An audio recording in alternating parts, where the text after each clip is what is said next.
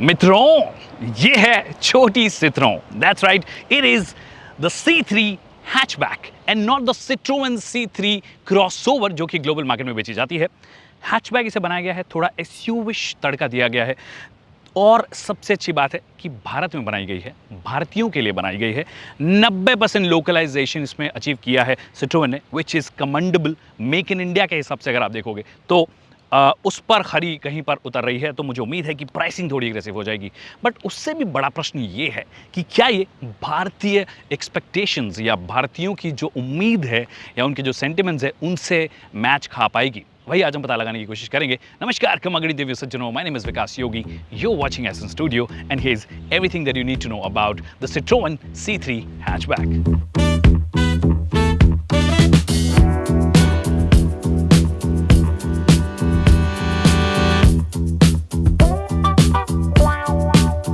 You better start moving and feel the music. Get your groove on and let it you. तो शुरुआत करते हैं। Citroen brand की भारत में शुरुआत अप्रैल 2021 में हुई। इन्होंने लॉन्च किया अपना पहला प्रोडक्ट C5 एयरक्रॉस, जो कि जिसने भी वो गाड़ी देखी है, चलाई है, ये तो माना है कि भैया हाँ वो एक बहुत ही अच्छा प्रोडक्ट है, प्रीमियम प्रोडक्ट है, एक फ्लैगशिप ऑफरिंग के लायक डेफिनेटली वो प्रोडक्ट है। बट वो ज़्यादातर इंडियंस की रीच के बाहर है क्योंकि प्राइसिंग बहुत ज़्यादा आती है। तो इन्होंने बोला कि नहीं, हम ये सिर्फ एक ब्रांड की शुरुआत के लिए हम लेकर आए हैं कि हमारी कैपेबिलिटीज़ क्या हैं वो दिखाने के लिए। अब हम पूरा लोकलाइज प्रोडक्ट लेकर आएंगे और वो है ये, जिसे कि CMP प्लेटफॉर्म पे बनाया गया है। CMP प्लेटफॉर्म जो है वो Citroen और जीप दोनों बहुत से प्रोडक्ट्स के लिए यूज़ करेगी, जो कि सब 4 मीटर ऑफरिंग्स होंगी। आप बोलोगे भैया जीप का और Citroen का क्या लेना देना है? बाय द वे, जीप और Citroen जो है वो एक ही ग्रुप की कंपनी है। ग्रुप का नाम है Stellantis, अभी फॉर्म किया गया है। उसमें FCA की कंपनीज भी आती है, मतलब फिएट की कंपनीज भी आती हैं, Citroen भी आता है और जीप भी आता है। चाहते तो ये भी इसे क्रॉसओवर बोल सकते थे या SUV बोल सकते थे, जैसे कि भारत में हर किसी गाड़ी के लिए बोल दिया जाता है। भैया क्लैडिंग लगा दी, थोड़ी सी ऊपर हो गई तो आपके लिए वो SUV हो गई। But they have gone with the right term, the hatchback. लंबाई के मामले में जो उसका व्हील बेस है 2540 mm है और वो इनफैक्ट ब्रेजा या वेन्यू है उनसे लंबा है, लगभग 40 मिलीमीटर लंबा है। तो स्पेस डेफिनेटली इसमें ज़्यादा होगा। कंफर्ट पे बहुत ज़्यादा फोकस किया गया है, जिसके बारे में हम थोड़ी देर बाद में बात करेंगे। डिज़ाइन एलिमेंट्स में क्या कुछ दिया गया है, सबसे पहले वही Citroen का टिपिकल जो सिग्नेचर लोगो है वो आपको दिया गया है। यहाँ पे जो मटेरियल यूज़ किया गया ऑफकोर्स प्लास्टिक है और फिर उसे क्रोम में इस्तेमाल किया गया है। प्लास्टिक है इसका मतलब ख़राब नहीं है, क्वालिटी जो है प्लास्टिक की वो एक्चुअली अच्छी खासी यूज़ की है। उसके अलावा जहाँ पर भी पतरा यूज़ हुआ है, मेटल यूज़ हुआ है, वो शानदार क्वालिटी का है। और I can straight away tell you, Marutis की जो एंट्री लेवल कार्स हैं या फिर बहुत सी कार्स, Hyundai की भी इनफैक्ट जो आजकल क्वालिटी लेवल्स हैं, उनसे बेहतर ये कर पाए हैं। एटलीस्ट मेरे को ये देखने में तो नज़र आ रहा है। क्रैश टेस्ट में कितना परफॉर्म करती है वो हमें नहीं पता, बट ओवरऑल देखने में बहुत अच्छा लग रहा है। फिट एंड फिनिश लेवल जो हैं वो भी बहुत ही इंप्रेसिव लग रहे हैं। अननेसेसरी इनकंसिस्टेंट पैनल गैप्स आपको नज़र नहीं आएंगे। फ्रंट में आपको हेडलाइट दी गई है जो कि हैलोजन है। अगर फॉग लैम्प की बात करोगे ये भी हैलोजन है। ये फिर डे टाइम रनिंग लाइट है, ये आपको ऑफकोर्स LED दे दी है। और वो थोड़ा SUV जो मसाला है या फिर तड़का है उसको देने के लिए क्लैडिंग आपको सब जगह नज़र आ रही है। ये बाय द वे बहुत ही सुंदर नज़र आता है और ये जो सिग्नेचर इनका जो टच है वो बहुत जगह पे आपको नज़र आएगा। उसके अलावा रूफ रेल जो है इट्स नॉट फंक्शनल, सिर्फ शोबाजी के लिए है, तो इस पर कोई सामान वामान लोड मत कर लेना, उस काम की है नहीं। बेसिक एंटीना है, यहाँ पे कोई आपको शार्क फिन एंटीना नहीं दिया गया है। और ये फ्लश टाइप के आपको डोर्स दिए गए हैं, जो कि अगर इस वेरिएंट की प्राइस ज़्यादा चली जाती है तो डिसअपॉइंटिंग हुआ, बट प्राइसिंग अगर अच्छी चली जाती है तो डेफिनेटली ये सारी की सारी चीज़ें ढक जाती है। जो थोड़ी बहुत कमियाँ आपको नज़र आ रही है कि भाई आपको LED नहीं दिया गया है या फिर ये फ्लैश टाइप के डोर हैंडल्स अब क्यों दिए गए हैं, ORVM है, इलेक्ट्रिकली एडजस्ट नहीं होता। बाय द वे यहाँ पे एक लीवर दिया गया है, उससे मैं घुमा रहा हूँ इसे। ग्राउंड क्लियरेंस गाड़ी का 180 mm है और जितना भी हमने अभी तक गोवा की रोड्स पे चलाया है, स्पीड ब्रेकर्स चलाए हैं, स्पीड ब्रेकर्स में देखा उसमें कहीं पे टच नहीं हुई है। रेयर के एलिमेंट्स बताने से पहले आपको एक और चीज़ बता दो जो कि मैं भूल गया था, वो ये कि यहाँ पे आपको 195/65 R15 सेक्शन का टायर मिलता है, जो कि अगर मैं आपको चीज़ें पर्सपेक्टिव में बताऊं तो बहुत सारी सिडैन्स में नहीं ऑफर होता है, होंडा सिटी में नहीं आता है। जो नीचे वाले वेरिएंट्स हैं उनके अंदर आपको 14 इंच के टायर्स मिलेंगे, जो कि एक अच्छी बात है। हालांकि एलॉय व्हील्स जो हैं वो आपको नहीं मिलेंगे, वो एज एन एक्सेसरी मिलेगा। ये जो आपको दिख रहा है ये लग रहा है एलॉय व्हील जैसा है, but this is a cover. ये निकल गया तो ये कवर है। जो टेल लाइट्स हैं अगेन हैलोजन आपको दी गई है, कोई भी वाइपर आपको नहीं दिया गया है। कॉस्ट कटिंग, अगर आप बूट स्पेस की बात करोगे तो बूट स्पेस आपको 305 लीटर का, if I am not wrong, मैं यहाँ पे मेंशन कर दूंगा, बट अच्छा खासा बूट है। तो आप बहुत सारा सामान, और डेप्थ भी है, तो आप अच्छा खासा सामान यहाँ पे डेफिनेटली रख पाएंगे। एक और जगह कॉस्ट कटिंग नज़र आएगी। 2 ही आपको पीछे पार्किंग सेंसर्स दिए गए हैं, 3 भी नहीं दिए गए हैं, तो पार्किंग में थोड़ी सी आपको परेशानी होती है। अगर 3 हो जाते हैं थोड़ा बेहतर होता है, 4 हो जाते हैं तो और भी बेहतर होता है। और रिवर्स पार्किंग कैमरा अभी आपको नहीं दिया गया है, एज एन एक्सेसरी भी नहीं दिया गया है। वैसे मैं यूजुअली चाबी नहीं दिखाता, बट हम कॉस्ट कटिंग की बात कर रहे हैं और यहाँ पे कॉस्ट कटिंग डेफिनेटली हुई है। चाबी जो है ऐसी वाली आपको दी गई है, ये खड़ी रहती है, तो किसी को चुप भी सकती है। अगर पीछे वाली पॉकेट में अगर आप रखते हो तो मत रखना, अंदर नहीं घुसती है ये। हालांकि लॉक अनलॉक के बटन आपको यहाँ पे दिए गए हैं। अब बात करते हैं मुख्य मुद्दे की कि भैया बाहर तो मटेरियल अच्छा यूज़ किया गया, अंदर का क्या है। अब अंदर 2 चीज़ें हैं। सबसे पहले जो सोर्स किया गया है मटेरियल, वो ज़्यादातर स्क्रैची आपको नज़र आएगा। चाहे आप डैशबोर्ड के ऊपर बात कर लीजिए, यहाँ पे स्क्रैची है, लोअर बात कर लीजिए, यहाँ पे स्क्रैची है। हालांकि यहाँ पे एक क्रोम टाइप एलिमेंट दिया गया है, अगेन प्लास्टिक ही है बट क्रोम फिनिश इसे दिया गया है। बट ये जो ऑरेंज एक चीज़ नज़र आ रही है आपको, कुछ डिटेलिंग दी गई है जो कि अच्छी लग रही है एक्चुअली देखने के अंदर। और ये जो वेंट्स हैं, अगर आप देखोगे तो वेंट्स जो है काफ़ी खूबसूरत, टिपिकल सिट्रोएन स्टाइल में बहुत ही खूबसूरत लग रहे हैं। पियानो ब्लैक फिनिश दिया गया है और यहाँ से इसे क्रोम में फिनिश दिया गया है। ये वाले वेंट्स हैं, यहाँ पर भी आपको सेम चीज़ नज़र आएगी। Fit and finish levels they somehow pulled it of really well. मतलब जहाँ पर भी आप देखोगे फिनिशिंग हुई है, फिनिशिंग ऐसा लग नहीं रहा कि ख़राब है। इनफैक्ट ये जो 10 इंच की टच स्क्रीन दी गई है, जिसके बारे में थोड़ी देर में बात करेंगे, इसकी भी इतनी शानदार फिटिंग है कि आप बोलोगे भैया जानदार मटेरियल यहाँ पे लगाया गया है। तो वो चीज़ कोई दिक्कत मुझे नज़र नहीं आ रही है। हालांकि जो स्टीयरिंग व्हील है बहुत ही बेसिक लगता है। राइट साइड के अंदर आपको कुछ बटन दिए गए हैं, जिसके अंदर वॉल्यूम आप ऊपर नीचे कर सकते हो, और फ़ोन उठाने का और काटने का आपको बटन दिया गया है। एडजस्टमेंट की जहाँ तक बात है तो ऊपर नीचे एडजस्ट कर सकते हो। बहुत स्मूथ नहीं है ऑफकोर्स, ये थोड़ा सा ऐसा लग रहा है कि आपको थोड़ा सा मेहनत करना पड़ेगा इसे एडजस्ट करने में। उसके अलावा जो AC है वो आपको मैनुअल ही दिया गया है, बट जो थ्रो है, AC का थ्रो है, वो एक्चुअली हमें काफ़ी अच्छा लगा है। ये देखो आप मैनुअल एडजस्टमेंट, जो कि हम थोड़े पुराने ज़माने में देखते थे। और अगर आप ये चीज़ देखोगे, ये एक लीवर नीचे दिया गया है, तो एयर सर्कुलेशन को ऑफ या ऑन करना हो तो वो भी थोड़ा ओल्ड स्कूल दिया गया है, बट फीडबैक एक्चुअली ओवरऑल सही लग रहा है। यहाँ पे एक ट्रेसी दी गई है जहाँ पे आप फ़ोन रख सकते हो। यहाँ पे एक USB पोर्ट दिया गया है जहाँ पे अपना फ़ोन लगा के यहाँ पे आप रख लोगे। 12V पावर सॉकेट यहाँ पे दिया गया है। नीचे 2 बॉटल्स आप आसानी से रख सकते हो और नीचे और जगह दी गई है, तो वो स्पेस मैनेजमेंट ओवरऑल मुझे अच्छा लग रहा है। उसके बाद में आते हैं सीट्स पे। सीट्स जो हैं वो आपको they are not too soft, not too hard, अच्छी लग रही है कुशनिंग, और जितना हमने चलाया उतना अनकंफर्टेबल ओवरऑल एक्सपीरियंस नहीं रहा है। यहाँ पे फैब्रिक सीट्स ही दी गई हैं, नो लेदरेट ऑफ कोर्स। और एक चीज़ आप अगर देखोगे, ये हेडरेस्ट जो है फिक्स्ड टाइप का हेडरेस्ट दिया गया है। मेरी हाइट के हिसाब से तो मुझे कोई दिक्कत नहीं है ऑनेस्टली। पैसेंजर साइड भी अगर मेरे जैसे हाइट का होगा तो कोई दिक्कत नहीं होगी। हाइट एडजस्टमेंट जो है वो अच्छा खासा है। कितने भी लंबे होंगे तो आप आराम से एडजस्ट कर सकते हो। फिर ये तो एडजस्ट होती है जैसे कि मैंने आपको दिखाया। और ये जो विंडो स्विचेस आपको दिए गए हैं थोड़ा थोड़ा मारुति की याद दिलाते हैं आपको। 1 टच डाउन है, which is a great thing, not just driver side but चारों जो पैसेंजर्स हैं उनके लिए 1 टच डाउन दिया गया है। 1 टच अप ऑफकोर्स आपको नहीं दिया जाता है। जो पीछे वाले पैसेंजर्स हैं उनके लिए यहाँ पे बटन दिए गए हैं। विजिबिलिटी है यहाँ से मुझे अच्छी खासी लग रही है। बड़ा ग्लास एरिया यहाँ पे दिया गया है। और सीट आप अगर आप अपने हिसाब से एडजस्ट करोगे, बोनट हमेशा आपको क्लियरली नजर आता है, तो वो कोई दिक्कत नहीं है। थोड़ा सा जब हम ड्राइव करेंगे तब उसके बारे में और बात कर लेंगे। और आपको ये 10 इंच की टच स्क्रीन दी गई है, जो कि अच्छी बात है कि वायरलेस एंड्रॉइड ऑटो और एप्पल कारप्ले आपको ऑफर कर रही है। और एक और अच्छी चीज़ है कि ऑडियो की जो क्वालिटी है वो बहुत शानदार हमें नज़र आई है। बाकी touch screen matte type finish है, ग्लॉसी या जो शाइनिंग वाली नहीं है। हालांकि जो लोअर वेरिएंट्स आएंगे उनमें कुछ नहीं मिलेगा। 4 स्पीकर सेटअप ये है बाय द वे। ये जो खोखे दिए गए हैं साइड में, जो कि आपको थोड़ा सा वूफर वाली, सब वूफर वाली फील देते हैं, वो नहीं दिए गए हैं। सिर्फ ये यहाँ पे चीज़ दी गई है। अब मुझे नहीं पता कि एज एन एक्सेसरी लगाएंगे बाद में या नहीं लगाएंगे, तो वो एक चीज़ है। एक चीज़ जो कॉस्ट कटिंग में है वो ये है कि भैया ये जो है ये बेसिक है। ऑटो डिमिंग IR तो मैं एक्सपेक्ट ही नहीं कर रहा था, बट जो मैनुअल जो नाइट एंड डे आप करते हो वो भी आप नहीं कर सकते हो, तो वो चीज़ आपको यहाँ पे नहीं दी गई है। लाइट्स, येलो लाइट्स मोस्टली सब जगह। यहाँ पे भी कुछ बटन्स दिए गए हैं। ये वाला फॉग लैंप ऑन या ऑफ करने का डेडिकेटेड बटन यहाँ पे दिया गया है। एक चीज़ जो आपको नज़र आएगी वो ये है कि अगर हेडलैम्प लेवलर है, 2 स्टेप में लेवल होता है, उसके लिए ऐसा कुछ अरेंजमेंट दिया गया है जो कि आपको बहुत ही पुरानी गाड़ियों की याद दिलाएगा। ऑलराइट, एक छोटी सी चीज़ आपको दी गई है, वो है इंस्ट्रूमेंट क्लस्टर, मतलब ये जो MID है वो छोटी सी है, पूरा इंस्ट्रूमेंट क्लस्टर एक्चुअली बहुत ही छोटा सा है, बट देखने में मुझे कोई परेशानी नहीं हो रही है। डिजिटल स्पीडोमीटर आपको दिया गया है, एवरेज फ्यूल इकोनॉमी आप देख सकते हो, फिर यहाँ पे आपका कितना फ्यूल बचा है, फ्यूल गेज है, फिर आपका टेम्परेचर गेज है और कुछ चीज़ें, डिस्टेंस टू एम्प्टी आपको दिखाता है और आपको ऑडोमीटर की रीडिंग है वो दिखाता है। हालांकि इसमें टैकोमीटर नहीं दिया गया है आपको, जो कि दिया जा सकता था मेरे हिसाब से। ट्रिप A, ट्रिप B मतलब रीसेट करना हो तो आप वो कर सकते हो। And before we go to the rear seat, उससे पहले आपको बता दूं कि छोटू सा आपको सनशेड दिया गया है। अरे भाई निकल जा, बहुत ही छोटा है, आई एम नॉट श्योर कितना प्रोटेक्शन आपको देगा।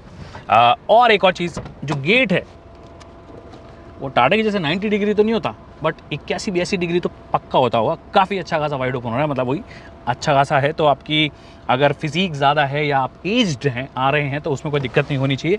अब रियर सीट चेकआउट करते हैं कि क्या कुछ वहाँ पे आपको ऑफर किया गया है।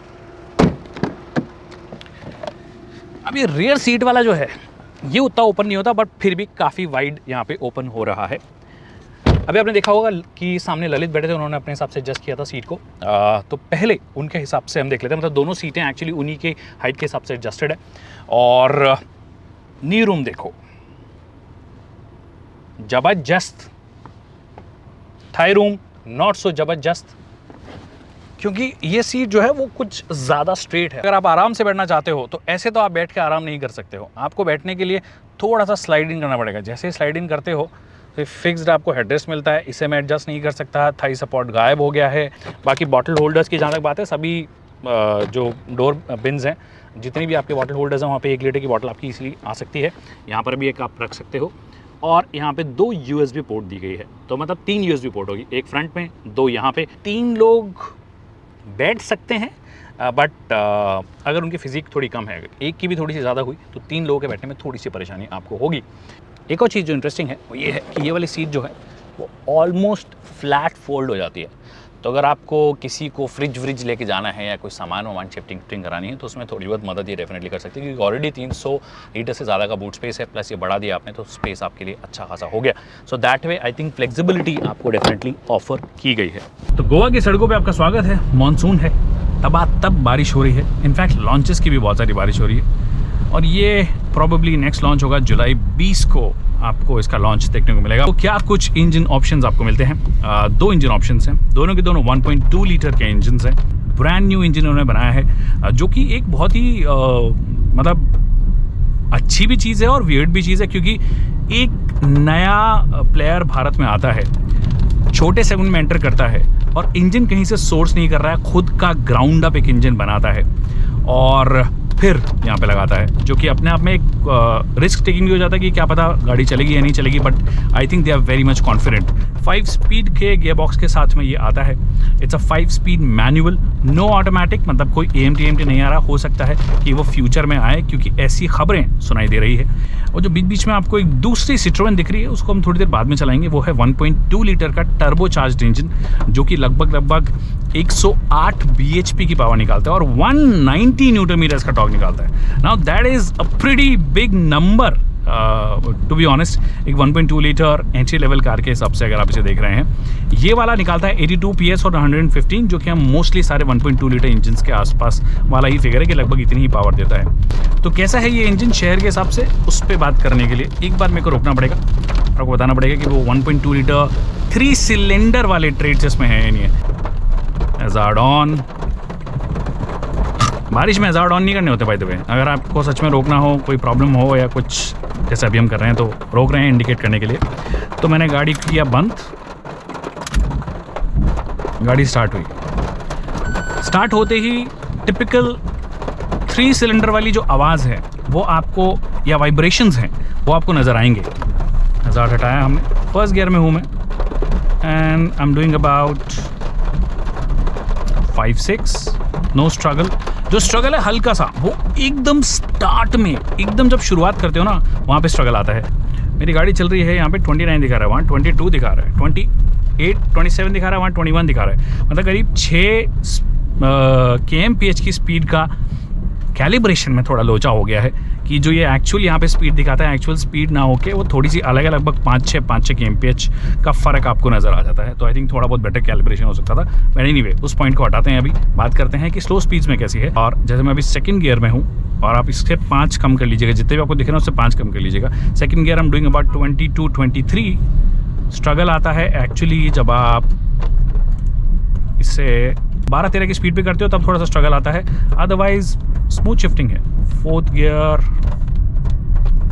आई am comfortably doing, in fact fourth gear में मैं कंफर्टेबली कर पा रहा हूँ once you're on the move 25-26, और थर्ड गियर में मैं कंफर्टेबली कर पा रहा हूँ 15-16। दिखाता है कि कितना ट्रैक्टेबल ये इंजन है, और ये भी दिखाता है कि कैसे डिस्प्लेसमेंट का कोई रिप्लेसमेंट नहीं है।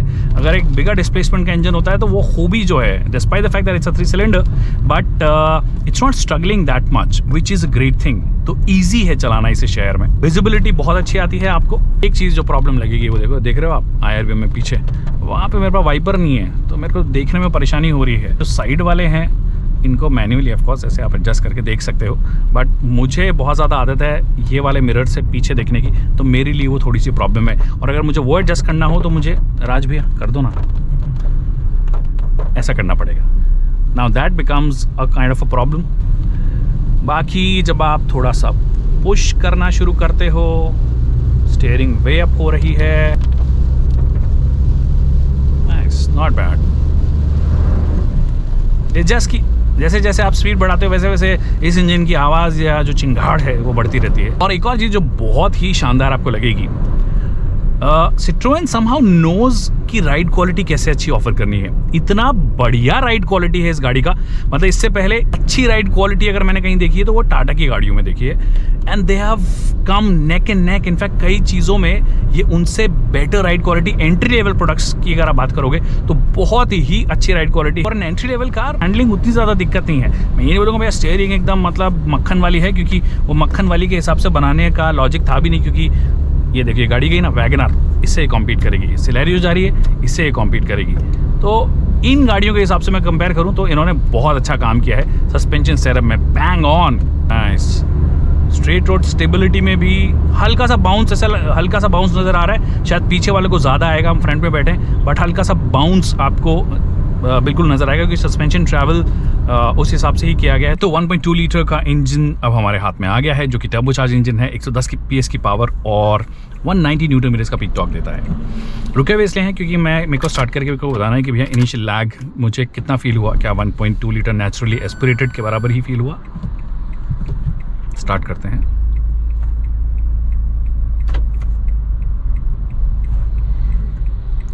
This is somehow smoother. I think वो मतलब पावर की अवेलेबिलिटी भी शायद एक रीज़न हो सकता है। हाँ, हल्का सा जर्की मूवमेंट आपको फील होगा फॉर श्योर। तो बहुत कम डिफरेंस है, but this is slightly better. हम इसमें भी वो थोड़ा लोचा चेक कर लेते हैं कि भैया स्पीड वाला लोचा कहीं इसमें भी तो नहीं, जैसे कि नेचुरली एस्पिरेटेड इंजन में था। अभी हम यहाँ पे देख रहे हैं कि हमारी गाड़ी 26 कर रही है, यहाँ पे 22 कर रही है, यहाँ पे 27 कर रही है, यहाँ पे 23 कर रही है, 28, 23। जो डिफरेंस है वही 5-6, 5-6, 4-5, 4-5 का डिफरेंस आ रहा है kmph का। तो उसके हिसाब से मैं इसके हिसाब से बता रहा हूँ अब आपको। बट हाँ, 15-16 तक सेकेंड गियर आप इजीली चला सकते हो। Put it in third gear, थोड़ा सा नॉची गियर बॉक्स ऑफ कोर्स इसका है, थोड़ा बॉडी रोल तो है, पीछे वाले को अच्छा खासा फील होगा, फ्रंट वाले को उतना ज़्यादा नहीं, बट हाई स्पीड में जब आप लेन चेंज कर रहे हैं, ऑफ कोर्स वो राइड क्वालिटी का थोड़ा इन्होंने फेवर किया है, इस वजह से हल्का फुल्का बॉडी रोल आपको फील होगा। But still for a car that is tall, ऐसा डरावना वाला बॉडी रोल नहीं। गियर बॉक्स जैसे कि मैंने कहा, इसका भी मुझे नॉची फील हुआ है। इनफैक्ट मुझे पता नहीं क्यों ऐसा लग रहा है कि इसका ज़्यादा नॉची है। मतलब इसका जो 1.2 लीटर नेचुरली एस्पिरेटेड के साथ में जो 5 स्पीड गियर बॉक्स यूनिट आती है और ये जो 6 स्पीड यूनिट है, दोनों अलग अलग हैं, बट नॉचीनेस मुझे इसमें थोड़ी सी ज़्यादा नज़र आ रही है। 6th गियर का फ़ायदा आई थिंक फ्यूल एफिशिएंसी में कहीं ना कहीं आपको मिलने वाला है। ऑलरेडी आपको नज़र आएगा 16.4 kmpl की फ्यूल एफिशिएंसी दिखा रहा है हाईवेज़ पे। तो मुझे लगता है कि आप इसे अगर बहुत ही आराम से चलाओगे हाईवेज़ पे, so you can literally achieve about 18-19 अगर आप 80-90 चलाओगे। ऑन रोड मैनर्स में मोर और लेस सेम है दोनों की दोनों गाड़ियाँ, ऐसा कुछ खास फ़र्क नहीं है। स्टीयरिंग भी कोई फ़र्क नहीं है। In fact steering for an entry level car all right मैं इसे बोलूँगा, बट हाँ इंजन मज़ेदार है। हल्का सा लैग आप छोड़ दो, बट वहाँ पर भी अगर बाकी गाड़ियों से आप कंपेयर करोगे, आप देखिए ड्रैग रेस करना है, drag race, no drag race. तो ये जो 1.2 NA वगैरह है ना, इनको तो पीछे छोड़ देती है कभी भी। तो उस मामले में पंच है गाड़ी में फॉर श्योर, इसका कंपटीशन पंच है, उसमें जो इंजन आता है वो उतना पंची नहीं है, but this car definitely has the punch that you need. Peak torque है वो लगभग 1700 1750 के आसपास ही आ जा रहा है। That means you can definitely gun it, but the moment you start gunning it, fuel efficiency देख रहे हो कैसे ड्रॉप हो रही है खटाखट। अब आराम से चलाओ, फ्यूल एफिशिएंसी निकालनी है, थोड़ा सा फन करना है तो वो भी कर सकते हो, मतलब engine wise, not handling dynamics वो चीज़ें नहीं, बट हाँ ओवरऑल आई थिंक एक मज़ेदार इंजन ये भी आपको नज़र आएगा। एक चीज़ इसके बारे में हमने बात नहीं की है, वो है ब्रेकिंग। अब वेट जब ब्रेक्स होते हैं ना तो वो थोड़े से ज़्यादा शार्प होते हैं, बट यहाँ पे वो शार्प भी नहीं हो रहे हैं। इनफैक्ट जब हम ड्राई रोड्स पे से चला रहे थे मॉर्निंग में, तो वहाँ पर बहुत ज़्यादा ऐसा लगा मुझे कि ओवर प्रोग्रेसिव हो गए हैं। मतलब जब ब्रेक आप लगाना चाह रहे हो और लग रहे हैं, उसमें ना काफ़ी अच्छा खासा टाइम लग रहा है। तो you have to plan your moves a little bit. ये देखो, हाँ ठीक है, ये कंफर्ट फोकस है, समझ में आया मुझे, ये कंफर्ट फोकस होता है, प्रोग्रेसिव गियर ब्रेक्स आप देते हो, बट भैया शार्पनेस भी चाहिए। वो sharpness it's absolutely not there. तो ब्रेक्स थोड़े से बेटर डेफिनेटली होने चाहिए जब आप स्पेशली 1.2 लीटर वाला इंजन चला रहे हो, जो कि टर्बोचार्ज है और ज़्यादा चुस्त है, तंदुरुस्त है। उसके बाद आपके ब्रेक्स भी थोड़े से चुस्त और तंदुरुस्त होने चाहिए थे। तो दो शिकायतें जो मुझे लगी, नॉच ही गियर बॉक्स है, ब्रेक्स मुझे उतने कुछ खास नहीं लगे हैं ऑनेस्टली। और जिन लोगों को ऑटोमेटिक चाहिए उनके लिए एक थोड़ी सी ऑटोमेटिक वाली चीज़ भी आ जाए, जो कि मुझे लगता है कि AMT के साथ में ये लेकर आ ही सकते हैं। So that shouldn't be a problem. तो ओवरऑल एक मैच्योर प्रोडक्ट इन्होंने बना दिया है performance wise. I don't think there should be a problem. अब फाइनल वर्डिक्ट मैं आपको अपना सुनाता हूँ। Alright, that's it people on the Citroën C3 hatchback, जो कि मुझे लगता है, अगर मुझे एक वाक्य में वर्डिक्ट खत्म करना हो तो मुझे ये लगता है कि कुछ कॉम्प्रोमाइज़ किए गए हैं, कुछ जगह कॉस्ट कटिंग मेजर्स हैं फॉर श्योर। लगेगा आपको कि भैया हाँ थोड़ा सा बेहतर हो सकता है, बट जो इंपॉर्टेंट चीज़ें हैं, जो बेसिक्स हैं, वो बहुत ही सॉलिड हैं। स्पेस लोगों को चाहिए, स्पेस बहुत सारा दिया गया है। राइड क्वालिटी लोगों को चाहिए क्योंकि ख़राब रास्ते में हम चलाते हैं, तो वो बहुत अच्छी दी गई है।